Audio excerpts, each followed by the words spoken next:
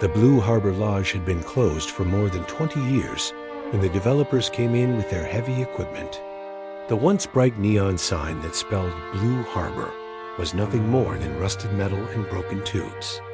The roof sagged, windows were covered in grime, and vines wrapped tight around the porch railings. On a hot afternoon in late July, a crew began tearing down the walls of room 12. One worker swung a hammer into the plaster, expecting dust and rotten boards. What fell instead made everyone freeze.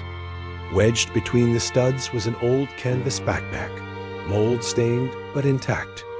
When they pulled it out, the zipper teeth were rusted shut, the fabric stiff with age. And across the bottom was a dark stain, dried into the fibers. They didn't have to say it aloud. It was blood. Inside, wrapped in plastic, was a disposable camera and a few personal items: a comb, a necklace chain, and a torn notebook cover with doodles of initials. The foreman called the sheriff immediately. Within an hour, yellow tape went up around the lodge for the first time in decades. Detective Olivia Hart arrived at the scene in an unmarked cruiser. She had grown up 2 towns away, and she remembered hearing whispers about the Blue Harbor Cousins, the 7 teenagers who had vanished without a trace in the summer of 1997. She was 10 years old back then, sitting cross-legged in front of the television as news anchors replayed grainy school portraits, parents sobbing into microphones, and police search dogs combing the tree line. She never forgot the feeling of dread that settled over the county that year. Now she was 35, part of the cold case unit, and standing in front of the very lodge where those kids had last been seen alive. The air smelled of sawdust and mildew. A heavy wind swept in from the lake, rattling the loose siding and making the place sound alive. Sheriff Walter Briggs, gray-haired and tired, met her at the lodge office. "You'll want to see this," he said, gesturing to the evidence table where the backpack now rested. Olivia pulled on gloves and carefully unzipped the stiff fabric. The smell was metallic, faint but unmistakable. Inside, along with the necklace and notebook scrap, was the camera. She held it in her palm, thumb brushing the cloudy plastic. "They're rushing the film to the lab," Briggs told her. "If there's anything still on it, we'll know by morning." Olivia placed the items back in the bag, but her eyes lingered on the notebook scrap. The doodled letters were simple circles and arrows drawn around them, but she recognized the initials: AC, DC, LM, SH, and W, JC. And NP, the first 6, matched the names of the missing cousins: Angela, Daniel, Leah, Sophie, Matthew, and Josh. But the 7th NP did not belong. The files, the photographs, the endless missing posters. None had ever mentioned an NP. She circled it in her notes immediately. That night, Olivia returned to the motel alone. The developers had locked the gates, but she parked near the old diner across the highway and walked back with a flashlight. The sky was heavy with clouds, and cicadas screamed from the trees. She stopped at the parking lot, weeds cracking through the asphalt, and looked across the silent building. In 1997, this lot had been full of cars belonging to the cousins. 7 vehicles that sat untouched for days. Keys turned in at the desk. Luggage still in the rooms. It was the part that never made sense. Why would 7 kids walk away from their cars, their wallets, their clothes, without a sign of struggle? Olivia walked the perimeter, boots crunching gravel. The lodge's dock stretched out into the black water, warped boards creaking under her weight. She could almost see them there, 7 cousins laughing, drinking sodas, a disposable camera flashing in the dark. The Polaroid found years ago showed them in this exact spot, time-stamped 11:42 p.m., July 5, 1997. Less than 8 hours later, they were gone. She turned her light back to the building. Room 12's broken wall gaped like a wound. Who had shoved that backpack into the studs? Why that room? The original files said the cousins had booked rooms 6, 7, and 8. None had stayed in room 12. So what connected that space? Olivia's gut told her someone had wanted it hidden. Someone who knew no one would come looking in the wrong room. The wind carried the faint smell of gasoline from the highway, mixing with the lake water's damp rot. She wrote in her notebook, Room 12, backpack. Initials with NP, possible 8th person? Her pen shook slightly as she underlined the letters. Back in her motel that night, Olivia spread the old case files across the bed. She traced the timeline again. Dinner at Blue Harbor Diner at 8:05 p.m. Gas station at 9:12.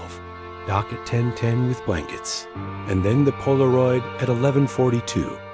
After midnight, nothing. The next morning, the motel manager found the room still messy. Toothbrushes wet, showers damp, keys dropped neatly in the box. Every detail had been frozen since then, like a puzzle missing its centerpiece. Her phone buzzed just before midnight. A text from Briggs. Lab finished the film. 7 photos developed. You'd better come down first thing. Olivia stared at the message, heart pounding. The backpack had been hidden for 25 years. Whoever put it in that wall wanted it buried forever. But the lake, the walls, the silence of Blue Harbor, they never kept secrets long. And now, the truth was clawing its way back to the surface. Detective Olivia Hart sat in the sheriff's office the next morning, a cup of stale coffee in front of her. Sheriff Briggs slid a thick envelope across the desk. Film came back. You'll want to look. Olivia pulled on gloves and carefully opened the packet. 7 prints lay inside, each blurred at the edges, each stamped with the same date, July 5th, 1997. The cousins last night. The first photo showed them crowded into a motel room, cans of soda stacked on the nightstand, someone mid-laugh with their hand covering their face. The second caught them outside, holding blankets as if heading to the dock. The third was on the dock itself, all 7 lined up, smiling. But in the background, faint and grainy, Olivia noticed a glow between the trees. Not a campfire. Something sharper. A pair of headlights, half hidden, watching. She leaned closer. Do you see that? She asked. Briggs squinted. Could be anything. Reflection. Lens flare. But Olivia shook her head. No, it's too direct. Someone was there. The 4th and 5th photos showed more laughter. Cousins splashing each other with lake water. Someone pretending to fall in. But the 6th chilled her blood. The camera had caught the group sitting in a circle on the dock, faces lit by lanterns. 6 cousins looked toward the lens, but one, Daniel Collins, sat slightly apart, staring off frame, his smile thinner, almost forced dot, and then came the 7th photo, the final image on the roll.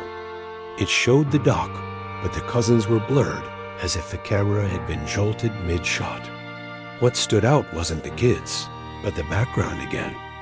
A tall figure at the tree line, head bowed, wearing a baseball cap. His face hidden, but his shape unmistakable. He had been there with them. Olivia's stomach turned. She slipped the photo into a plastic sleeve and made notes. Figure in cap. Watching from tree line. Possible 8th person? Connect to initials NP. She felt the name press against her like a weight. Who was NP? Later that day, Olivia drove to the diner where the cousins had eaten their last meal. The Blue Harbor Diner looked the same as it had in old photos-cracked booths. Grease-stained walls, the faint smell of onions cooked into the air. Behind the counter stood Darlene, the waitress who had served them that night. She was older now, her hair gray, but when Olivia mentioned the date, her eyes sharpened. I remember them, Darlene said. 7 kids, laughing so hard they drew looks from other tables. Ordered way too much food, burgers, fries, shakes. Paid in cash, tipped me big. Not many kids did that back then. Do you remember anyone else that night? Olivia asked. Anyone watching them? Darlene paused, eyes going distant. There was a man at the counter. Thin, looked tired, wore a cap. Didn't eat much. Just coffee. He left when they did. Olivia's pulse quickened. Did you tell the police back then? I did, Darlene said firmly. But they didn't care. Said half the town wore caps. But I remember his eyes. He wasn't annoyed by their noise. He was studying them, like he already knew them. Back in her car, Olivia scribbled notes. A man in a cap. Seen at the diner. Seen at the tree line. Connected to initials in the notebook. This wasn't coincidence. Her next stop was the old gas station across from the lodge.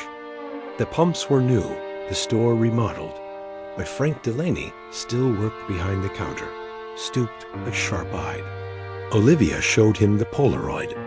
He adjusted his glasses, squinting. Yeah, I remember. They came in for chips and sodas.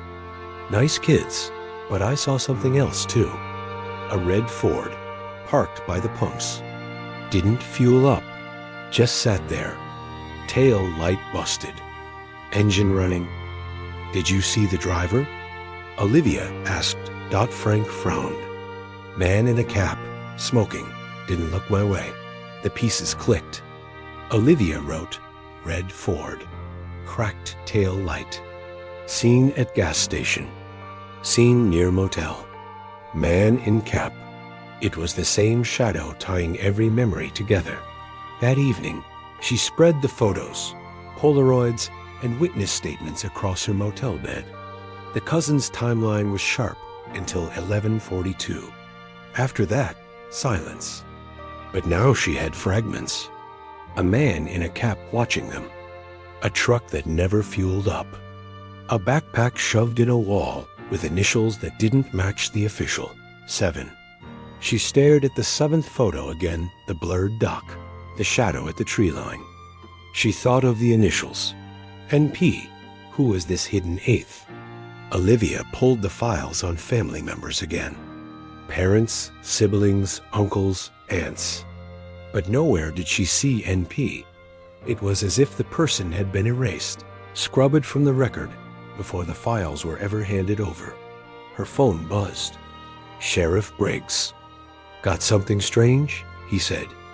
Check the archives. The Collins family filed photos from that summer. There's one you'll want to see. At the office, he slid a faded group photo across the desk. It showed the cousins lined up on the lodge dock earlier that week. But this photo had 8 figures, not 7. A boy stood on the edge, half-shadowed, wearing a jacket with stitched letters. NPOLIVI as heart stopped. She whispered the name aloud for the first time. Noah Pike. Riggs frowned. Never saw that name in the files, because someone made sure it stayed out, Olivia said, staring at the boy's smirk, his eyes fixed on the camera like a challenge. The backpack. The initials. The photo. The man in the cap. The red Ford. All the lines pointed back to him. Outside, the lake stretched black and endless, holding its secrets. Olivia pressed her hand to the glass, her reflection pale beside the dark water. 25 years of silence had cracked. And now, the name Noah Pike had risen to the surface like a ghost. Detective Olivia Hart barely slept that night. She lay awake in her motel room, the group photo of 8 cousins propped against the lamp. 7 she knew by name. Angela, Daniel, Leah, Sophie, Matthew, Josh, and Claire. The 8th was Noah Pike, the name that had never been spoken in the case files. His initials had been on the backpack. His jacket had been visible in the photograph. Yet he had been erased from every official record. The questions clawed at her. Who was Noah Pike, and why had his existence been buried? By dawn, Olivia drove to the county library, a squat brick building that smelled of dust and paper. The librarian, Mrs. Haley, peered at her over half-moon glasses. High school yearbooks are in the back. Second shelf. Olivia spent hours pulling heavy volumes onto the table, flipping through class photos until her eyes ached. Then she froze. There he was. Noah Pike. Junior year, 1996. Dark hair brushed into his eyes. A crooked smirk tugging at his mouth, as if the camera annoyed him. Under his name, 2 words. Track team. Olivia touched the faded page with her gloved hand. Proof. He had been real. He had lived here. Yet his name had been deleted from the sheriff's records. She pulled more volumes, tracing his face through time. Freshman year, he looked younger, softer. Sophomore year, thinner, sharper, his smirk deeper. By senior year, there was nothing. His photo absent. Strange boy, that one. The librarian muttered when Olivia showed her the page. Always wanted to be part of the Collins crowd. They were the golden kids, you know. Smart, friendly, everybody loved them. But Noah, he hovered around them like a shadow. He was family, distant cousin maybe, but not invited to everything. Still, he always found his way in. Do you know what happened to him? Olivia asked. The librarian shook her head. After the cousins disappeared, so did he. People said he ran away. But I always thought he was caught in the same storm that took the rest. Back at the sheriff's office, Olivia pulled the old files again. Each cousin had a folder. Each folder was thick with reports, interviews, timelines. But nowhere did the name Noah Pike appear. She slammed the drawer shut, the metal rattling. Someone had deliberately erased him. Sheriff Briggs shuffled in, holding his coffee like it was the only thing keeping him upright. What's eating you? Noah Pike, Olivia snapped. He was there. His initials were on the bag. His photo is in the yearbook. But he's not in a single file. Briggs rubbed his jaw. Families didn't mention him. Maybe they wanted to forget him. Olivia's eyes narrowed. Forget or hide? That evening, she drove to Patricia Collins's house. Patricia had been the mother of Angela and Claire, 2 of the missing cousins. She opened the door, her face weary, her hands trembling slightly as she held onto the frame. You again, she whispered. Yes, Olivia said softly. I need to ask about Noah Pike. Patricia's face went pale. She gripped the door tighter. That name doesn't belong here. But he was family, Olivia pressed. He was in the yearbook. He was at the lodge that week. His initials were in the backpack hidden in the wall. Patricia's eyes filled with tears. We swore never to speak of him again. Why? Olivia demanded. Patricia shook her head violently. Because speaking his name gives him power. He was trouble, detective. Always staring, always wanting to belong. My girls said he made them nervous. He was family, yes, but not like the others. He was different. He had a hold over some of them. Olivia's heart raced. Which ones? Patricia's voice broke. Daniel, Matthew. They listened to him. They followed him around. He made promises, dark promises. And then they were gone. Patricia slammed the door, leaving Olivia on the porch with the echo of her words. Dark promises. Later, Olivia sat in her motel, staring at the 7th photo, again the blurred image of the dock, the figure at the tree line in a cap. Could that have been Noah? If so, why did witnesses describe an older man, thin, gray stubble, tired eyes? Could there have been 2 men? The thought chilled her. The next day, Olivia drove to a mechanic's shop on the edge of town. She had tracked Noah's name through an old employment record. The owner, Dale Harper, was wiping his hands on a rag when she approached. Noah Pike, Olivia said. He worked here once. Dale's eyes darkened. Yeah, summer of '96. Smart kid with engines. Dumb with people. He wanted to be liked so bad it hurt to watch. But he had a temper. I saw him smash a wrench into a Buick hood because a customer said he didn't tighten a bolt. Did he have a truck? Olivia asked. Didn't own one, Dale said, but he worshipped his uncle's Ford. Red pickup, old model, cracked tail light. He polished it like it was a shrine. Drove it when his uncle wasn't looking. Olivia's pen stopped. The red Ford again. The cracked tail light.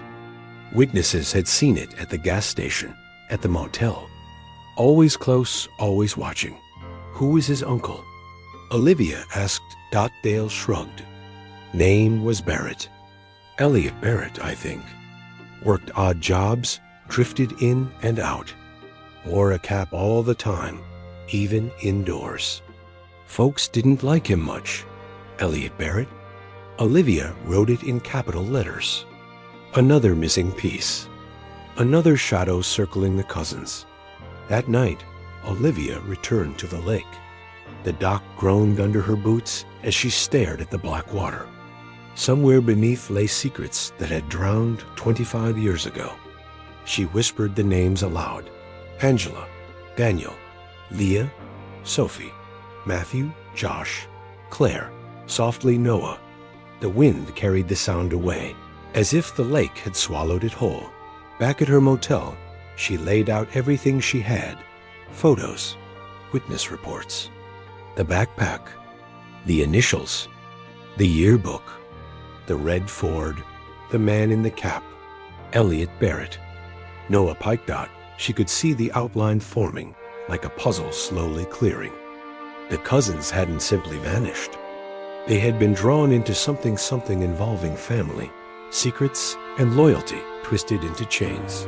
But still, one question gnawed at her. Was Noah Pike a victim, or the bait that lured the others into the dark?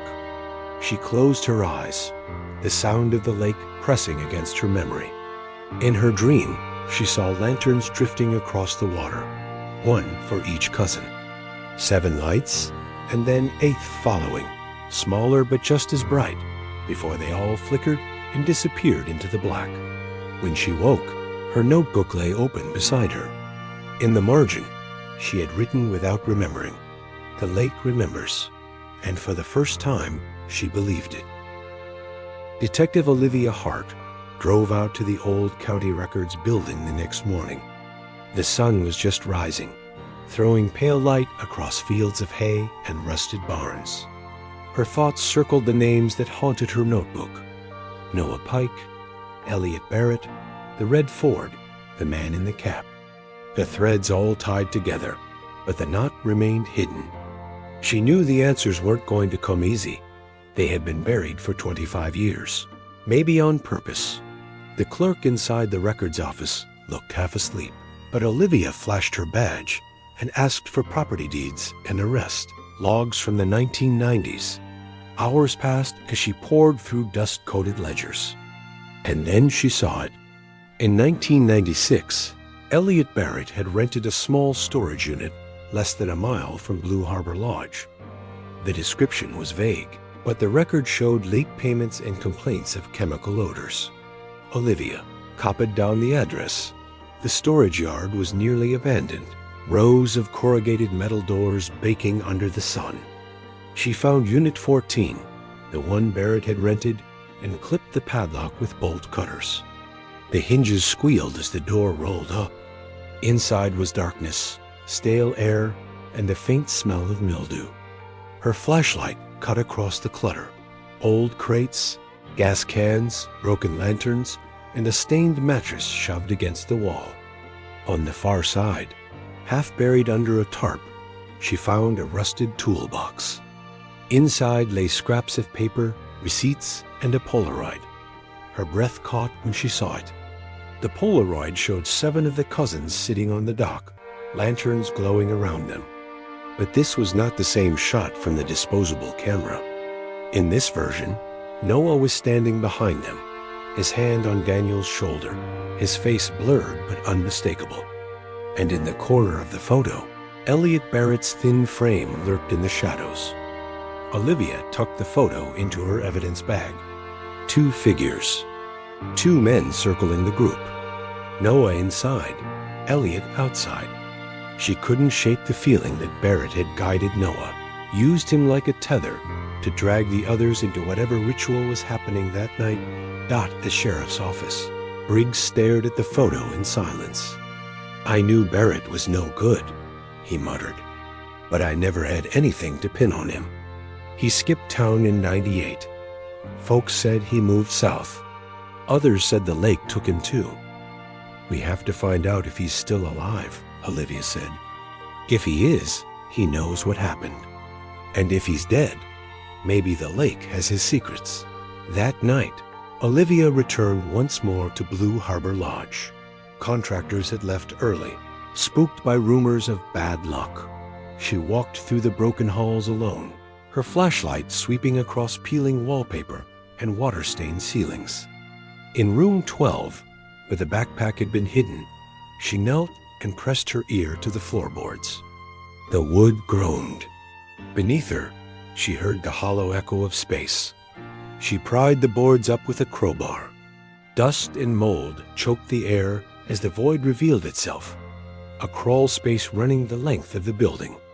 She slid inside, the beam of her light slicing through spider webs. And there, pressed into the dirt, she found remnants: melted candle wax, shards of green glass, scraps of rope. But most chilling of all was a wooden plank, carved with initials. 8 sets, crude and uneven, but clear. ACDC, LMSHMWJ, CNPEB Noah Pike, Elliot Barrett. Their names joined with the others like a packed. Olivia crawled out, shaking. She had the photo, the initials, the memories of witnesses. The cousins hadn't been alone that night. They had been drawn into something orchestrated, something with rules and symbols. The lanterns, the circle, the carvings. And whatever it was, it had ended with silence. She filed her report late, her pen pressing harder with each word. Possible ritual activity. Barrett as orchestrator. Noah Pike as participant or lure. Victims bound into group setting. Evidence of symbolic marking. Her phone buzzed before dawn. It was the lab. They had finished analyzing the blood stain on the backpack. Olivia braced herself as the technician spoke. "The DNA doesn't match any of the 7 cousins," he said. "It matches a relative. Likely the same family line, but not one of the known victims. Our system connects it to a Pike family profile." Olivia's grip tightened. "So the blood was Noah's. That's what it looks like," the technician said. She hung up, staring at the motel ceiling, as the truth settled like a weight on her chest. If the blood was Noah's, then maybe he hadn't been the mastermind. Maybe he was another victim, pulled down with the others. Or maybe he had been both a follower and a sacrifice. At dawn, Olivia drove to the bridge near the lodge. The river ran wide beneath it, carrying fog like smoke. She leaned on the railing, looking down at the water. She pictured the cousins sitting on the dock, lanterns glowing, Noah standing behind them, Elliot Barrett in the shadows. She imagined the 8th lantern drifting out, smaller than the rest, flickering before it vanished into the current. The lake kept its secrets. But Olivia felt the weight of them pressing closer, as if the water itself was ready to give something back. Detective Olivia Hart sat in her motel room long after midnight, the carved plank from the crawl space propped on the table in front of her. 8 sets of initials. 7 she knew by heart. The 8th Noah Pike, Elliot Barrett, burned into her mind. It was no longer a mystery whether Noah had been there. The question now was what role he had played. Victim, lure, or something darker? And why had Elliot Barrett's initials joined the group as if he belonged to it? Her phone buzzed. Sheriff Briggs. His voice was low, rough with lack of sleep. "Got something you should see." Old evidence box from '98 turned up in the basement. Wasn't logged right. Looks like it was shoved aside. By the time she reached the office, The sun was a thin line of orange over the horizon. Briggs pushed a cardboard box across the desk. Inside were crumpled papers, a pair of broken handcuffs, and a cassette tape in a cracked plastic case. Written in marker on the label. For O. Olivia felt her stomach twist. She slid the tape into a dusty player and pressed play. Static filled the room, followed by the sound of wind across water. Then a boy's voice, thin and uncertain. "You said if we did it together, nobody would make us leave." A pause. Then another voice, deeper, steadier, carrying the slow cadence of command. "Just keep quiet and follow the lights." Briggs swore under his breath. "That's kids' voices." "Has to be." Olivia replayed it 3 times, scribbling notes. The first voice could have been Noah Young, hopeful, searching for belonging. The second chilled her. It didn't sound like another teenager. It was older, confident. It had to be Barrett. The tape clicked to silence. Olivia ejected it, staring at the plastic in her hand. Proof that something had been staged, led, manipulated. Proof that Barrett had been whispering instructions the night the cousins disappeared. Later, Olivia drove to the old Barrett property on the edge of town.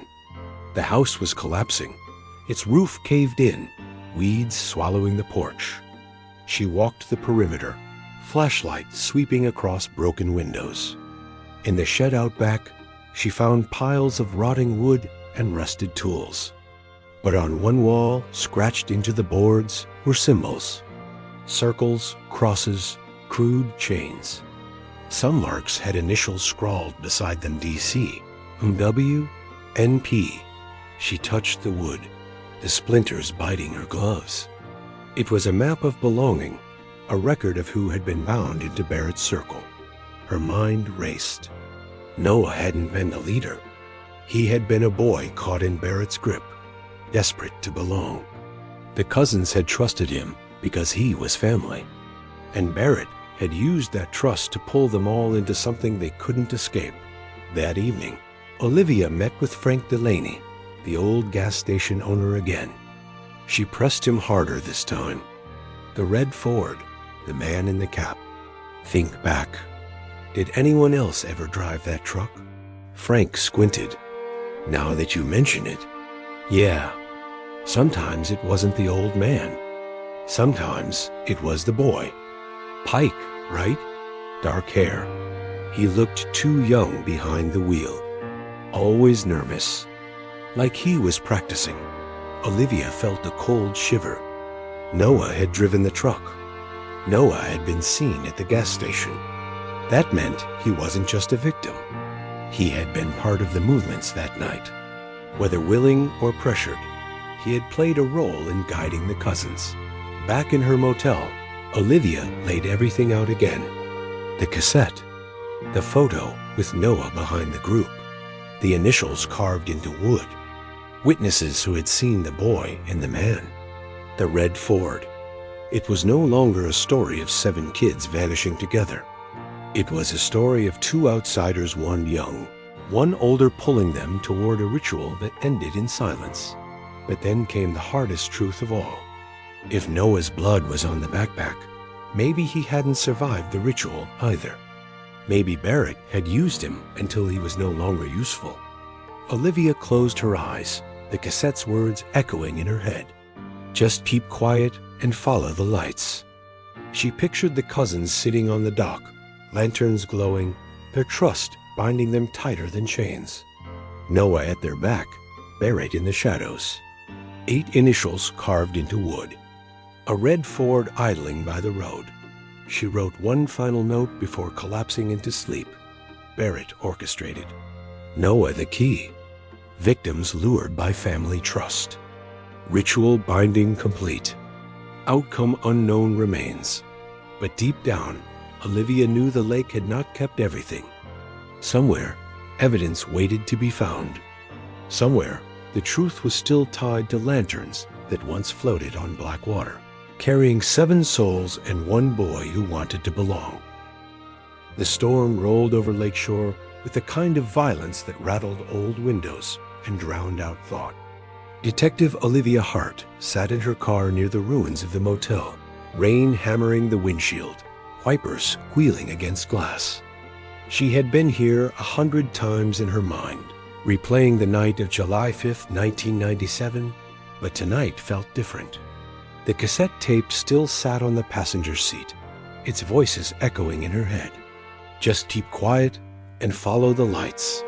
She forced herself out of the car, rain soaking her coat, flashlight beam cutting through sheets of water. The motel's roof sagged, weeds split the pavement, the dock stretched like a broken finger into the black lake. She walked toward it, her boots sinking into mud. The storm muted the world, but the lake seemed louder for it, slapping against the wood, whispering against the reeds. She crouched by the railing, where the faint smear of a bloodstain had once been found. She touched the weathered wood, whispering under her breath, "Noah, where were you standing that night?" Behind her, a voice startled her. "Detective." Sheriff Briggs stood at the tree line, his raincoat plastered to him, flashlight jerking in his grip. "We've got something." She followed into his truck. Inside, safe from the storm, he handed her a folder. "Lab just rushed this through. The blood on the backpack? It's Noah Pike's, no question." Olivia's pulse thudded. Confirmation at last. Noah had bled inside that motel. She thought of his name carved alongside the others, of his face in the Polaroid slightly apart, smile weaker. A boy on the edge of something he couldn't escape.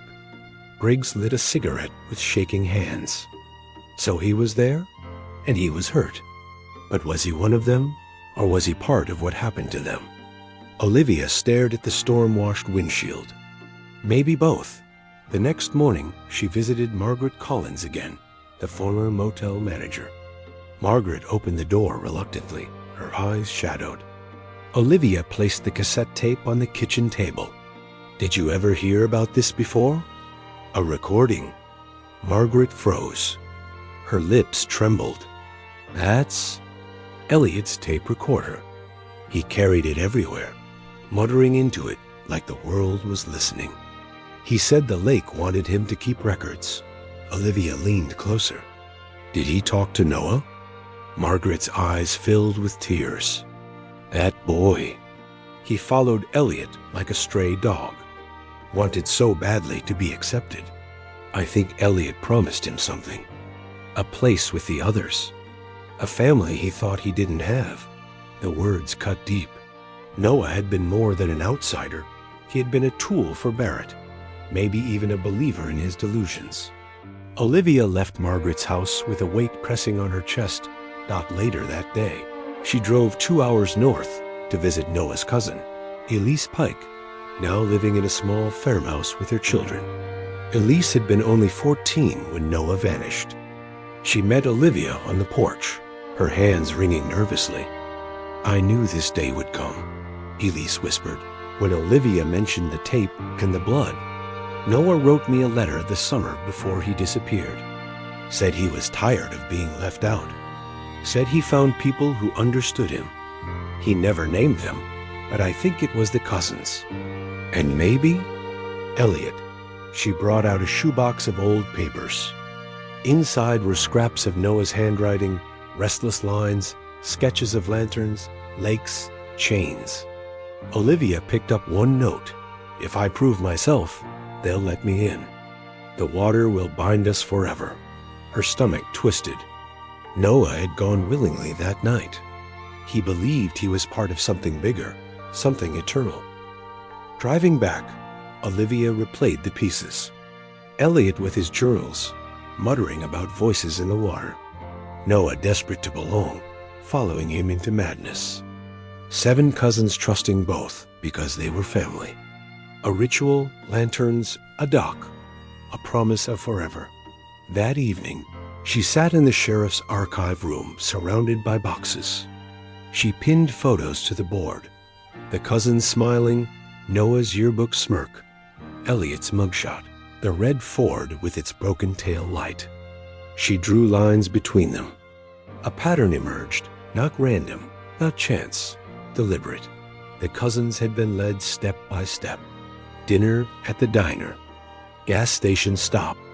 Blanket on the dock. The tape's whispered command. Follow the lights. And then silence. Briggs stepped in quietly. You look like hell. Olivia didn't look up. I think I know what the lights were. Lanterns, floating on the lake. Maybe part of the ritual Elliot dreamed up. He convinced them to follow, maybe even to wait out.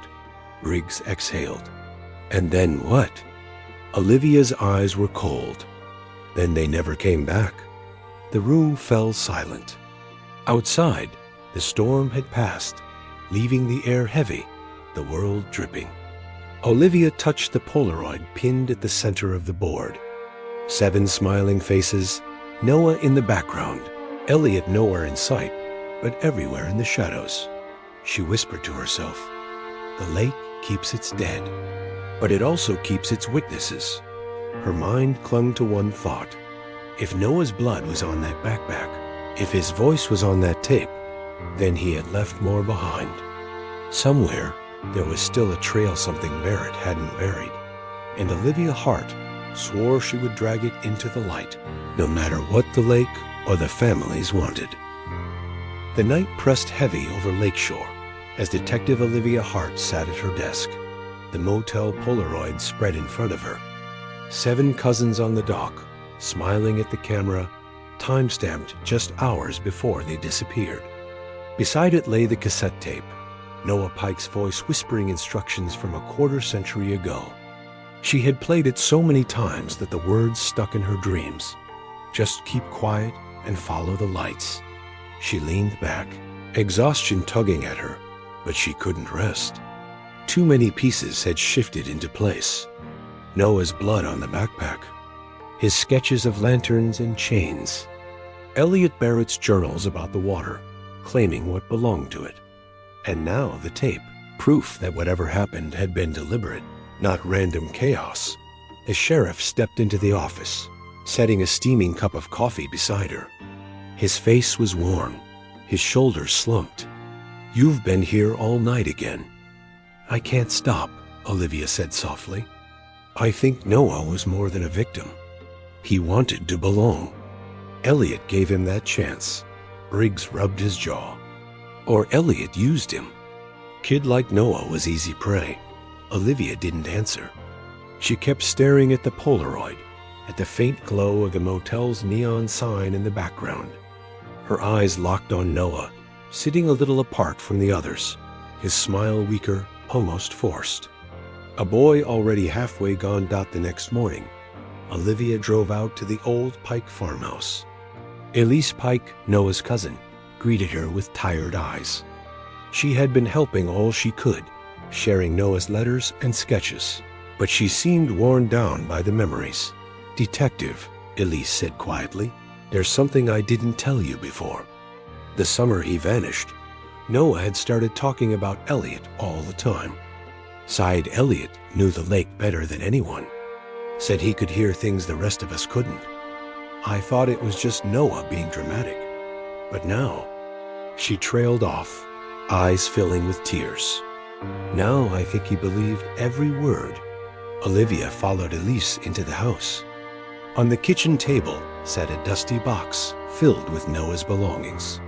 Inside were notebooks filled with restless writing, drawings of lanterns floating on dark water, chains sinking beneath waves, words like binding and forever. One page stopped Olivia cold. It read, they laughed at him, but I'll prove we belong. I'll help, and the water will keep us safe. Her chest tightened. It wasn't just Elliot's madness. It was Noah's too. Back at the sheriff's office, she spread the sketches beside Elliot's journals. The words echoed each other: obsession with the lake, the belief in its power, the idea of binding family to it. One man in his 30s, spiraling into delusion. One boy of 19, desperate for belonging. Together, they had been combustible.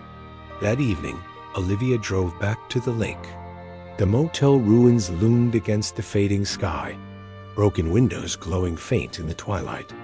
She walked down the cracked dock, listening to the water slap against the boards. Her flashlight beam caught movement, a glint of metal wedged between the planks. She knelt and pried it free. A rusted lighter, initials scratched into the side. NPHE, our pulse quickened. Noah Pike had been here. He had stood on this dock with the others, maybe leading them, maybe following, but present until the very end. She tucked the lighter into an evidence bag, her hand trembling. The lake was still giving up its secrets, one piece at a time. Later that night, she returned to her motel room. The storm had passed, leaving the air thick and wet. She pinned the Polaroid, the sketches, Elliot's writings, and now the lighter to her wall. She drew lines between them with red string. The picture was almost complete. Not the cousins had been lured onto the dock. Lanterns had been set out across the water. Elliot had whispered promises of forever, of family, of binding. And Noah, restless, eager, maybe even bleeding already, had told them to follow the lights. But then, Olivia stared at the board until her eyes burned. Had Elliot chained them? Had Noah helped? Did the cousins go willingly, or did they fight? The lake swallowed the answer, as it always did. Her phone buzzed, pulling her from her thoughts. It was a text from Sheriff Briggs. "Meet me at the old diner." Now, she grabbed her coat and drove through the dark streets, her tires hissing on wet pavement. The Lakeshore diner still smelled of fried onions and old coffee. Briggs sat in a corner booth with a man Olivia didn't recognize. His hair was gray, his hands rough from years of work. "This is Harold Dean," Briggs said. "Retired trucker. He saw something in '97, the night Caleb Pike's bike was abandoned in Tennessee. He never spoke to investigators." Olivia sat down, her heart pounding. "Tell me what you saw." Harold sipped his coffee, eyes fixed on the table. "Saw a kid who looked like that one." He pointed at Noah's picture, sitting on the curb by his bike, smoking like he'd lost the world. Then an older man came, thin, stubbly, cap pulled low. They talked a minute and walked into the trees. Didn't look forced. Looked like the boy was relieved. Olivia's stomach nodded. "And the truck?" Harold's voice was steady. "Red Ford, tail light busted. Parked by the woods. The same truck. Always circling. Always waiting." She closed her notebook slowly, the weight of the truth pressing down. Noah hadn't just vanished with the cousins. He had walked into the trees with Elliot Barrett, willingly or not. Driving back through the dark, Olivia whispered to herself, 7 cousins. One outsider, and a man who thought the lake was his. The question tore at her like claws. Was Noah a victim, or had he become part of the monster that devoured his family? The lake, as always, kept its silence. The following morning broke gray and heavy, clouds sagging low over the lake like wet blankets. Detective Olivia Hart parked her car near the skeletal remains of the Lakeshore Motel, her tires crunching against the broken asphalt. For a long time she sat behind the wheel, staring at the place. It looked more like a scar than a building, the kind of scar that never heals, just stays raw no matter how many years pass. She finally stepped out, boots sinking into weeds that had overtaken the parking lot. Her hands were stuffed into her jacket pockets, fingertips brushing the Polaroid photo she carried everywhere now. 7 cousins smiling, Noah sitting slightly apart. Every time she looked at it, she saw something new, something her brain had missed before. Now she thought she saw the faint reflection of lantern, light in the water behind them. Lanterns no one ever admitted setting. Inside the motel, dust and mildew wrapped the air like a choking cloth. The rooms had been gutted by the developers, but rumors said they halted renovations because workers felt uneasy tools went missing. Shadows moved where no one stood. Voices echoed when the rooms were empty.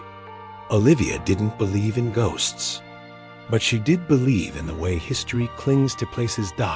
In what had once been room 6, the smell was stronger. This was where the handbag had been found, wedged in the wall, its lining stained with blood. She crouched near the exposed beams, her flashlight beam sliding across the wood. And then she saw another carving. Not initials this time, but a crude circle with 3 lines radiating downward, like a lantern on strings. She traced it with her gloved hand, her chest tightening. She snapped a photo with her phone and stood quickly.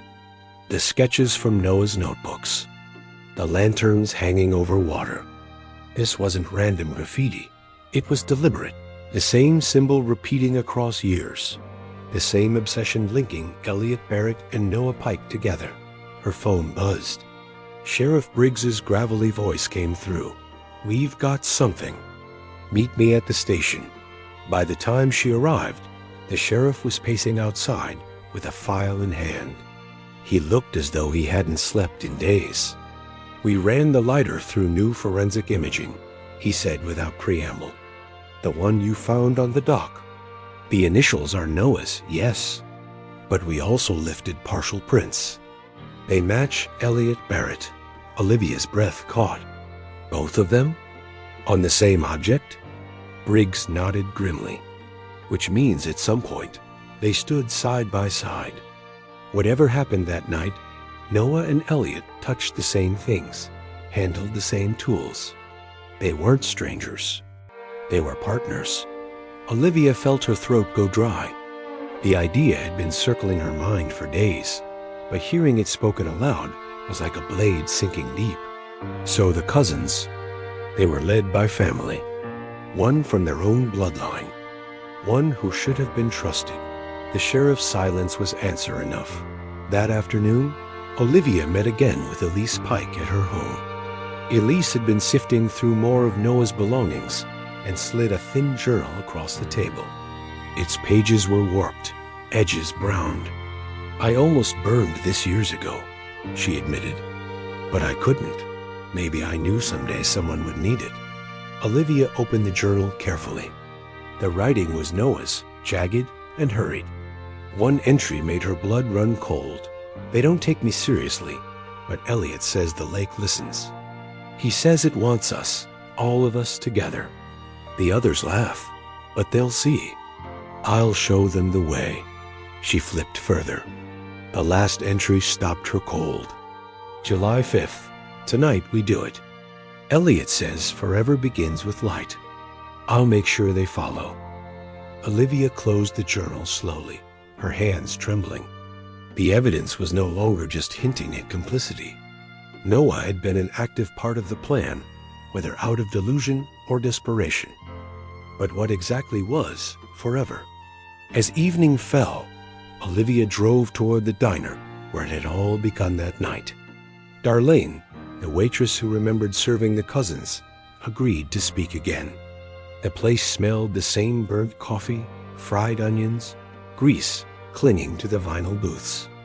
Darlene sat with her arms folded, eyes sharp.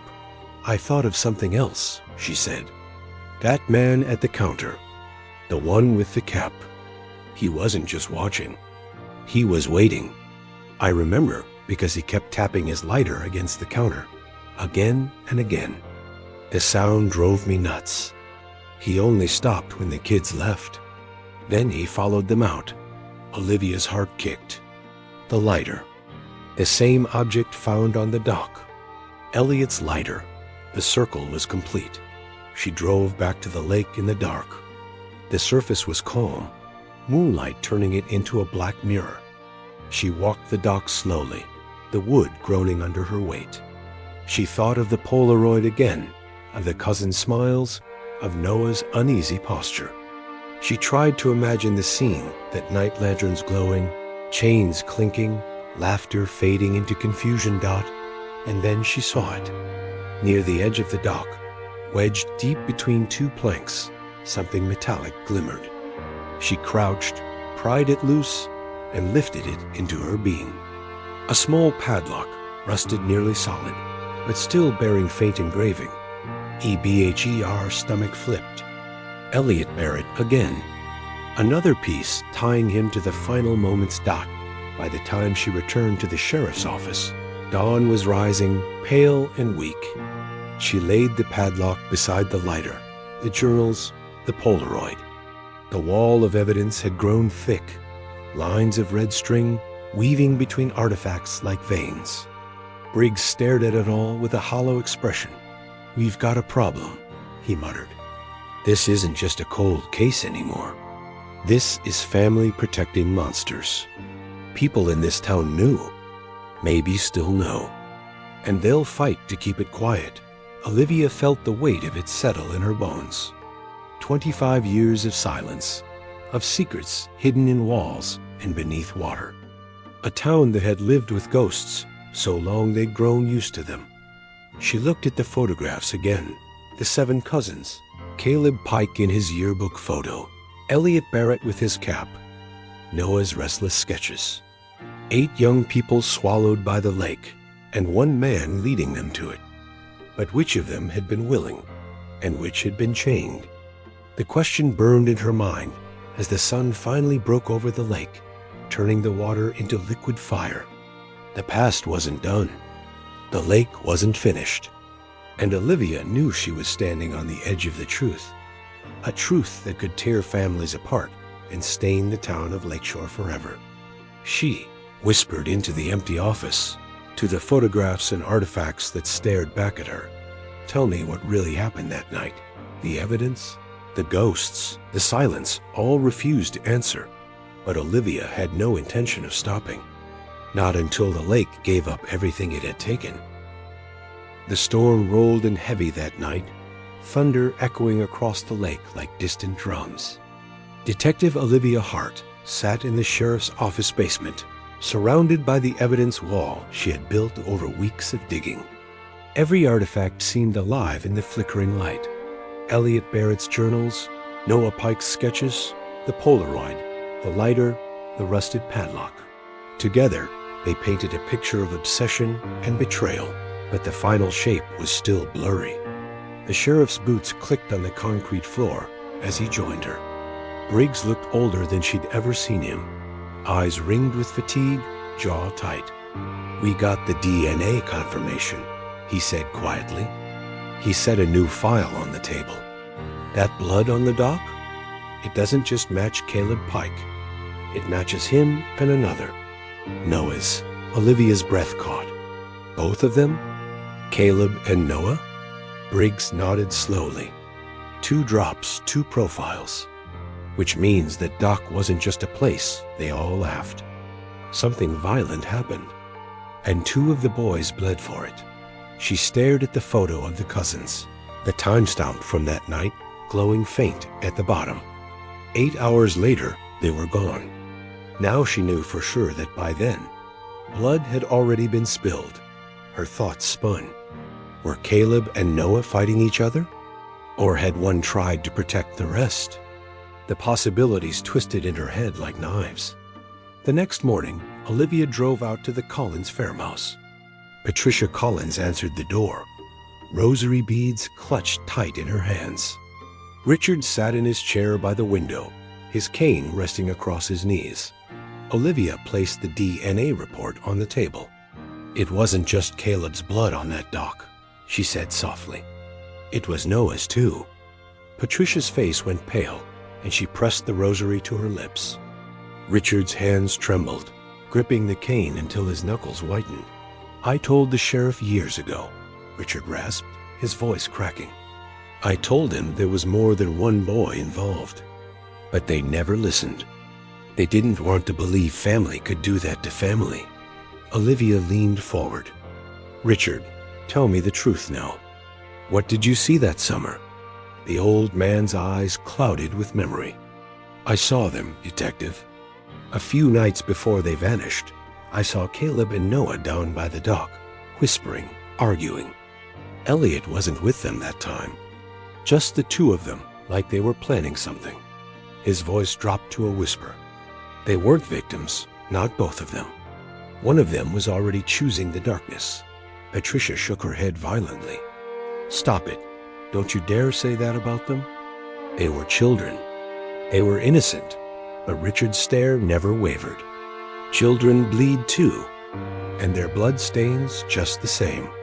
Olivia left the farmhouse shaken, the echo of Richard's words clinging to her like smoke. The silence of the Collins family was no longer just grief, it was protection. They had known, even if they never admitted it, that betrayal had come from within. Later that day, she returned to the old diner. Darlene, the waitress, agreed to sit with her again. The storm outside rattled the windows, and rain streaked down the glass like tears. "I thought about it more," Darlene said, her voice low. That man at the counter with the cap, he wasn't just watching the cousins. He kept glancing at Noah, like they had some kind of secret. Like they already knew each other. Olivia's pulse quickened. "Are you sure?" "I'm sure," Darlene said firmly. The others laughed and joked, but Noah, he kept looking back at that man, almost like he was waiting for him. Olivia scribbled the words down, her mind racing. Noah hadn't just been lured by Elliot Barrett. He had been expecting him. That night, she spread everything across her motel bed. The journals, the sketches, the Polaroid. She replayed the tape in her head, Noah's voice, whispering, "Keep quiet and follow the lights." The evidence wasn't pointing to innocence anymore. It was pointing to complicity. But still, questions burned. Had Noah meant to harm the others? Or had Elliot twisted him, pulled him into madness, turned his need to belong into a weapon against his own family? The rain eased toward midnight. Olivia grabbed her flashlight and drove back to the lake. The dock groaned under her weight as she stepped out onto the slick boards. She crouched near the place where the handprint had been found all those years ago. Her beam caught faint discoloration, still etched into the wood. Caleb's blood. Noah's blood. She whispered into the dark water. Which of you betrayed the others? The lake, as always, kept its silence. She stayed there until dawn, when the mist began to rise off the surface like smoke. Then her phone buzzed. Sheriff Briggs's voice was urgent. "We've got another witness. You'd better get here fast." By noon, she was sitting across from a gaunt man in a rehab clinic 2 towns over. His name was Tyler Griggs, a former construction worker who had been part of the crew that gutted the motel years ago. His hands shook as he clutched a paper cup of coffee. "I never told anyone," he muttered, eyes darting nervously. "Didn't want trouble, but I found something that summer, behind the wall, in room 6, where they later pulled out the bag. There was more. I found a scrap of paper. It said, 'The lake will bind us. Tonight is forever.' I threw it away. I didn't want it on me." Olivia's stomach twisted. "You're saying there was another message hidden there?" Tyler nodded quickly. "I swear it." Handwriting looked like a kid's, not the uncle's. A boy's. Noah's. Olivia left the clinic with her heart pounding. The words seared into her mind. Tonight is forever. The evidence was overwhelming now. Elliot Barrett had not acted alone. Noah Pike had been with him, maybe willingly, maybe trapped in his uncle's delusion, but present, guiding the others, whispering about forever. Back at the lake, she stood on the dock again, staring into the black water. The truth was beginning to surface, but it wasn't the truth anyone had wanted. The families had protected their silence for 25 years, because the stain wasn't just Elliot. It was Noah. 2.7 cousins had vanished. But the betrayal had come from inside the circle. The storm clouds parted above, sunlight striking the water with sudden brilliance. For a moment, it looked beautiful, like any other lake. But Olivia knew better. This lake didn't just reflect the sky. It reflected secrets, and it kept them until it was ready to release them. And now, piece by piece, it was beginning to speak.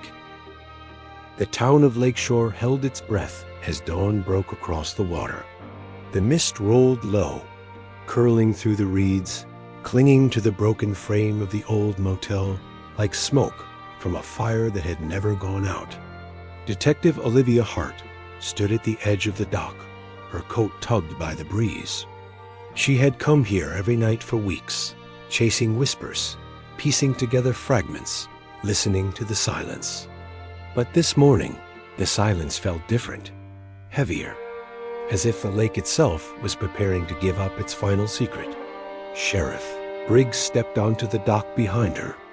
His face was pale, his eyes red from nights without rest. In his hands was the report that had kept both of them awake, the divers' findings. Human remains. Chains rusted but intact. Fragments of clothing identified by the families. 7 cousins, finally accounted for. And among them, one more set of bones. Smaller, different. Noah Pike. Olivia stared at the water. So it's true. He didn't walk away. He went down with the others. Briggs's voice was rough. The medical examiner says the chains tell the story. They weren't all bound the same. Some were locked together. Some looked voluntary, like they helped place the iron on themselves. He paused, his throat tightening. But Noah's wrists. One had marks like he fought. The other was clamped shut clean. Olivia shut her eyes, her chest heavy. It meant Noah had been both things, part accomplice, part victim. He had helped lure his cousins to the water, believing Elliot's delusion of forever. But in the end, he had been swallowed too, chained in the same silence he thought would make him belong. She thought of the Polaroid one last time. 7 cousins smiling, Noah sitting slightly apart. He had looked like a boy trying to fit in, but beneath that smile had been a storm none of them saw. A storm that ended on this dock, under lantern light, with chains sinking into black water. That evening, the families gathered at the town cemetery. 8 new headstones stood in a row, carved with names that had been whispered for decades. Angela, Daniel, Claire, Matthew, Sophie, Josh, Leah, and finally, Noah. The air was thick with grief and relief, tears and silence. Some clutched flowers. Others stared blankly, as if unsure how to grieve for children who had been gone longer than they were ever alive. Patricia Collins wept openly, her rosary slipping from her hands. Richard stood rigid, his cane planted firmly in the ground, his lips moving silently as if arguing with ghosts. Elise. Pike laid a small drawing on Noah's stone, one of his sketches of lanterns floating over the lake. Olivia watched from a distance. She wasn't family. She was the one who had torn away the silence, forced the truth into the open. Some would hate her for it. Some would thank her. But she knew the truth mattered more than peace built on lies. After the service, she drove back to the lake one last time. The motel ruins were dark, the dock slick with dew. She stood at the edge, staring down at her reflection, broken and wavering in the water. The story was over, but the questions weren't. Did Noah betray his cousins? Or was he simply a boy consumed by an uncle's madness? Did they walk into the water willingly, believing in forever? Or did chains drag them under? The evidence told both stories, and the lake gave no answers. Olivia whispered their names into the wind, one by one, finishing with Noah. The sound drifted across the water, swallowed by mist. For the first time, she felt the weight lift from her chest, not gone, but lighter, as though sharing it with the lake had eased it. Behind her, the motel's rotting frame creaked in the breeze. The neon sign, long dead, groaned against its wires. The place where the cousins vanished was finally empty of secrets, but not empty of shadows, because Lakeshore would always remember, and the lake itself dark, patient, endless, would never forget.